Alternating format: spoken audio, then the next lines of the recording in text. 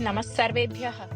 अद्य अस्माकं यात्रा अस्ति एरिज़ोना राज्ये स्थिते सुप्रसिद्धे ऊर्ध्व एंटीलोप कैन्यन एतस्मिन् अतीव रम्ये प्राकृतिकस्थले। प्रारम्भे वयं लघुयानस्य माध्यमेन निर्गच्छाम।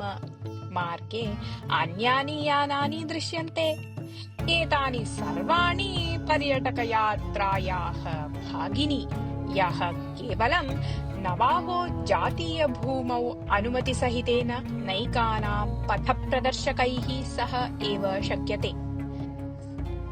किञ्चित् कालानन्तरं वयम् ऊर्ध्व कैन्यन् द्वारं प्राप्तवन्तः।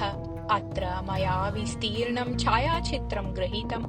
बहिः प्रदेशः रुक्षः शुष्कः च, किन्तु मध्यतः अयं संकीर्णः मार्गः अस्ति, यः एकं रहस्यमयम् अद्भुतं लोकम् उद्घाटयति।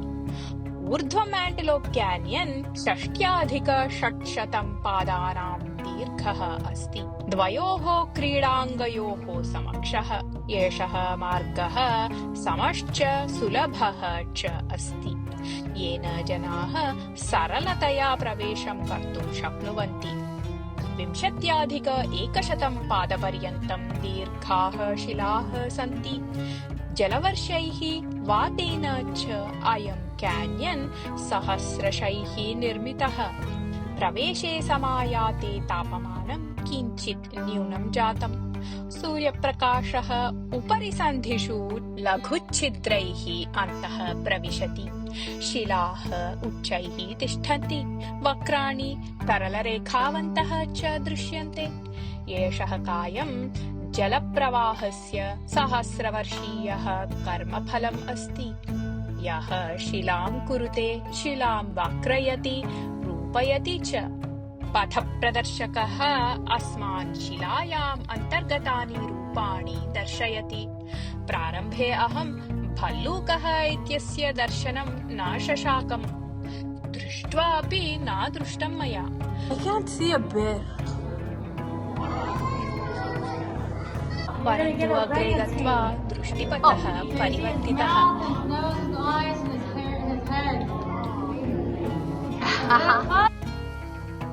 तत्र अहं दृष्टवानराः ओरेंगुटान् दृष्टवती।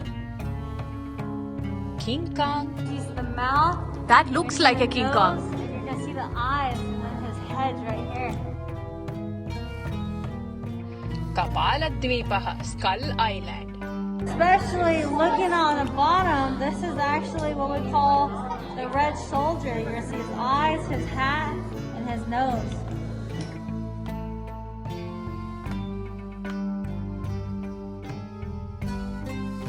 And we're here right above us. You get your Microsoft Windows 7 screensaver. Oh yeah, correct.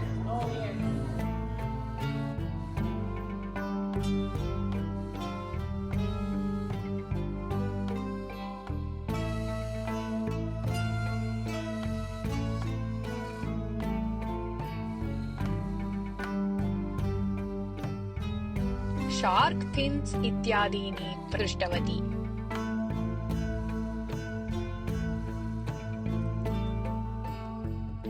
प्रकृतेः एतानि स्वाभाविकरूपाणि अद्भुतानि च।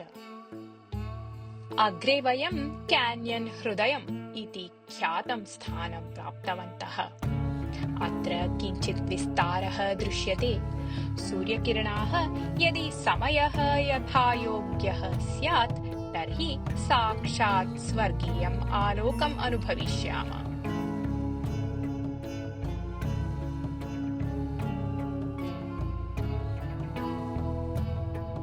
अग्रे दृष्टवन्तः ज्यूपिटर वृक्षाः। एते मृतवृक्षाः, ये उच्चेषु शिलासु लग्नाः सन्ति। किञ्चित् अन्धकारः अस्ति, अतः सम्यक् न दृश्यते। एते जलपातेन केषु स्थलेषु जलं परिपूर्यते इति सूच्यन्ति। वर्षाकाले एषः सम्पूर्णः कैन्यन् जलद्रव्येण पूर्यते। अतः एव लघुपृष्ठौ अपि यात्रा रुद्धा भवति। अनन्तरं वयं संकीर्णमार्गेण निर्गच्छाम। यदा वयं निर्गच्छाम तदा प्रकाशः परिवर्त्यते, शिलाः वर्णः अपि परिवर्त्यते, कदाचित् नारङ्गः, कदाचित् रक्तः, नीलः अपि।